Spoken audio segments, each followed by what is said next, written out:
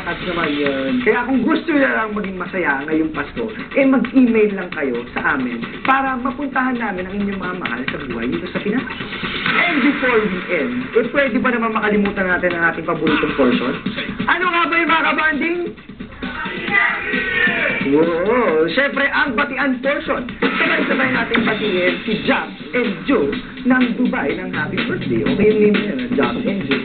Happy birthday! Well, binabati kayo ng inyong pinsan na si Cassie ng Sydney. Saan ang kainan natin?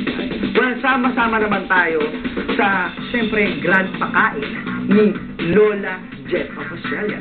Naamoy ko na ang pancit at fried chicken Jason ng Newark, California. Love na love kayo ng inyong Mami Mercy at Daddy Yozo. Mula naman sa Branch family at syempre ang inyong mga kabanding, binabati ka namin Ronel Calais ng Happy Birthday! At kahit busog na kami sa kainan, ibubusugin mo pa kami ng todo Rick Miranda dahil birthday mo rin ngayon. Maraming salamat sa lahat na nag-emails ng mga kabanding natin dyan and keep on sending all those messages dito lang sa TFC Connect.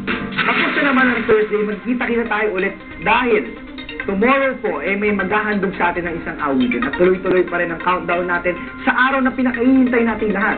Paalala lang, yung mga gusto ko pala matanggap ngayong Pasko, eh, mga damit, pantalon ko po, size 32, at ang sapatos ko po, size 8. Pero pag pang basketball yung rubber shoes, ibibigay nyo, size 10 yan, okay? At magsama-sama tayo ulit, hindi po ako nagbibiro, magsama-sama po tayo ulit tomorrow dito lang sa show kung saan patuloy na lumiligit ang ating mundo. Ako po si John Class dahil super close tayo sa TFC Connect.